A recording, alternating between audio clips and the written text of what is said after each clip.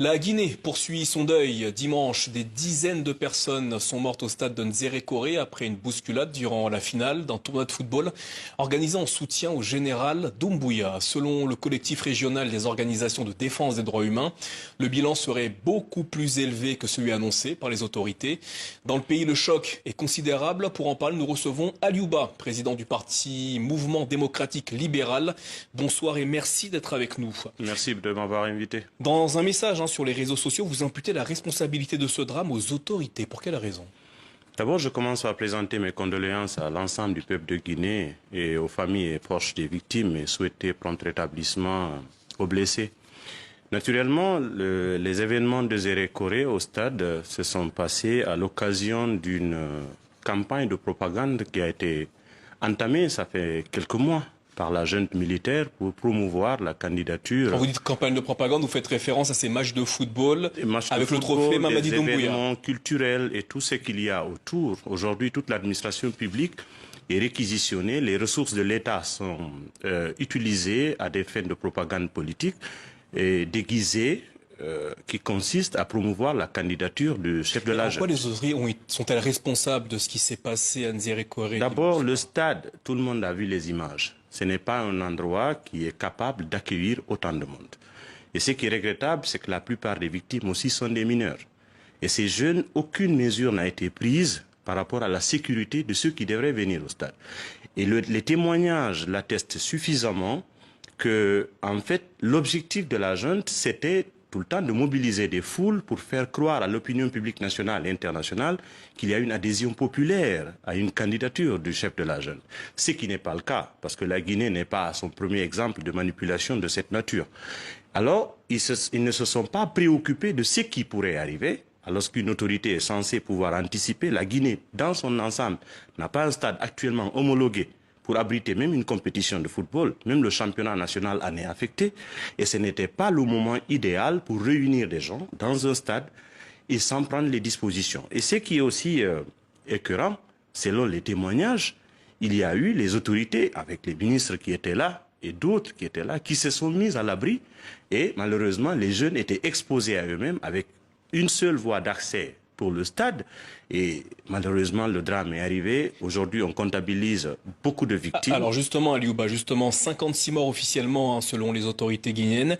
Mais les ONG de défense des droits de l'homme décomptent au moins 136 morts. Pensez-vous également que le nombre de victimes est beaucoup plus élevé que celui annoncé par les autorités? C'est bien possible. Parce que d'habitude, au lieu de mener des investigations et faire des évaluations exhaustives, le gouvernement tente de minimiser le nombre de victimes. Aujourd'hui, ce n'est pas évident de savoir combien de personnes il y a eu, mais on espère que des enquêtes indépendantes seront menées pour que cela soit ainsi. Mais les premières mesures qui devaient être prises, d'abord, ce sont des sanctions administratives à titre conservatoire. Tous ceux qui ont organisé cet événement-là sont connus, ce sont des visages connus qui s'assument. Au moins, les chefs de la junte et le Premier ministre devraient prendre des dispositions contre cela dès le lendemain de l'événement. Parce que ceux-ci doivent d'abord répondre, puisqu'ils s'assument, c'est à visage découvert qu'ils ont organisé. Mais ce qu'ils cherchent à faire, c'est plutôt avoir une communication qui consiste à détourner le regard sur le fait que c'est une organisation, un mouvement de propagande, et on cherche à dissocier l'image du chef de la junte, qui a toujours été assumée, pour faire croire que c'est un tournoi de football ordinaire, étant donné que ce n'est pas le cas. Donc, si les sanctions tombaient tout de suite, on allait se dire, tiens, il y a un indice qui nous rassure que des enquêtes peuvent être menées. Avant de sanctionner, il faudrait peut-être laisser le temps de l'enquête. C'est ce qu'ont annoncé les autorités, notamment le Premier ministre, Touriba. Des enquêtes sont annoncées. Pensez-vous qu'elles iront jusqu'au bout et qu'on finira par connaître la responsabilité des uns et des autres dans ce drame? J'ai des raisons de douter qu'il n'y a pas beaucoup à attendre d'une éventuelle enquête qui aboutirait à des conclusions dans le sens d'établir la vérité et bien naturellement de rendre justice. Parce que simplement, ce qui préoccupe aujourd'hui la junte, et le ministre de la Justice en a fait une communication, c'est de chercher à mettre la pression sur l'opinion pour ne pas que les gens s'expriment sur le sujet. Dans le sens de dire, tous ceux qui vont se hasarder d'en parler, eh bien, naturellement, ils peuvent s'exposer à des poursuites, étant donné que la junte elle-même, qui s'est prise dans son propre piège, que le ministre de la Justice a mis en garde contre les fausses informations sur les réseaux sociaux. Tout le monde est d'accord que les fausses informations sont de nature à envenimer la situation. Mais ce qui arrive aujourd'hui, les professionnels de l'information n'exercent plus en Guinée. Parce que la junte a fermé tous les médias, ceux qui sont censés traiter ces sujets de façon indépendante et donner les vraies informations à l'opinion publique n'y sont pas. La junte voudrait que l'on se contente de ce que les médias d'État vont nous donner comme information, et ces médias d'État déjà sont tendancieux et tout le monde sait que c'est de nature à couvrir les intérêts de ceux qui ont en fait intérêt à ce que la vérité ne soit pas connue. Aliouba Fonike Mengue, Mamadou Biloba, deux acteurs de la société civile en Guinée sont toujours portés disparus. Hier, c'est le journaliste Marwan Camara qui a été arrêté par des hommes en uniforme. C'est ce qu'indique le syndicat des professionnels de la presse en Guinée. Que vous inspire cette arrestation? C'est la persistance de ce que la junte pense être la solution pour faire taire ceux qui ont une voix dissonante. Parce qu'aujourd'hui, ils ont instauré un climat de peur dans le pays. Il n'y a pas de moyen de se contredire. Il n'y a pas d'espace de dialogue. Les médias sont fermés. Les partis politiques sont interdits d'activité sur la place publique. Il y a quelques médias suspendus, ils ne sont pas tous fermés. Enfin, les médias les plus horribles, ceux qui sont là pratiquement ne sont pas écoutés. Cela avait été ciblé.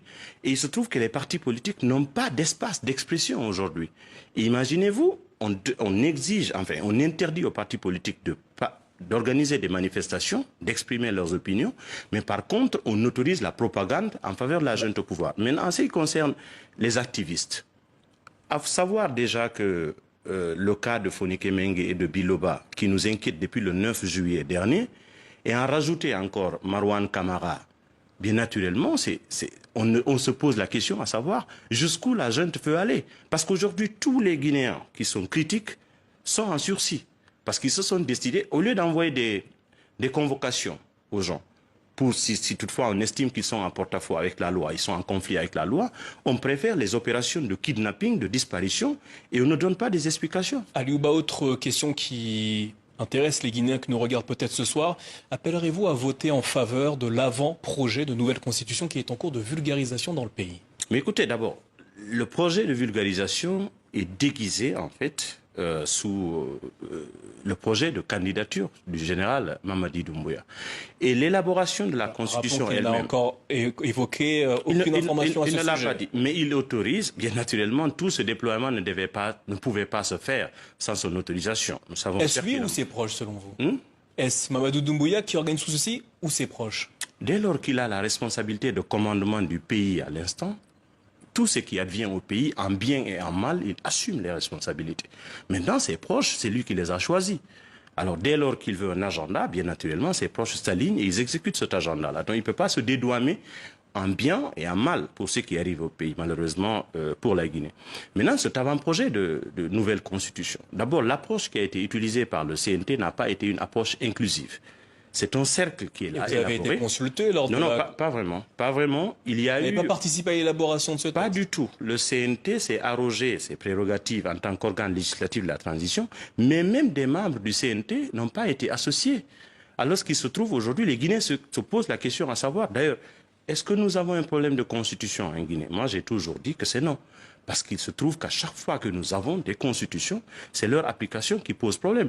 Le problème essentiel que nous avons, c'est un problème de leadership, un problème d'exemplarité. Parce que ça ne sert à rien. Aujourd'hui, à l'instant où on parle, la jeune s'était engagée de garantir le respect des droits et des libertés des citoyens. Alors on parle d'une nouvelle constitution qui va réaffirmer ces engagements-là, mais malheureusement, encore dans la pratique, la jeune est en train de kidnapper des citoyens qui sont inoffensifs. Alors, en réalité, c'est plus un problème d'application de la loi qui se pose en Guinée qu'un problème de texte et de qualité de texte. Donc, le CNT et son président qui sont en train de se déployer, pratiquement, il y a du maquillage. Derrière, c'est l'administration publique qu'on mobilise et quelquefois, on sort même des enfants de l'école primaire, des enfants qui ne savent rien du tout de quoi il s'agit, pour donner l'impression qu'il y a une adhésion populaire à un projet, étant donné que la classe politique est plus légitime pour traiter ces types de sujets-là que la junte militaire. Malheureusement, elle a mis de côté la classe politique, elle préfère avoir un agenda solitaire, et c'est cet agenda solitaire qui est en train de conduire la Guinée dans les difficultés que nous sommes en train de constater. Aliouba, merci d'avoir répondu à nos questions ce soir au sujet de la situation et de l'actualité politique en Guinée. Merci à vous. Merci à vous.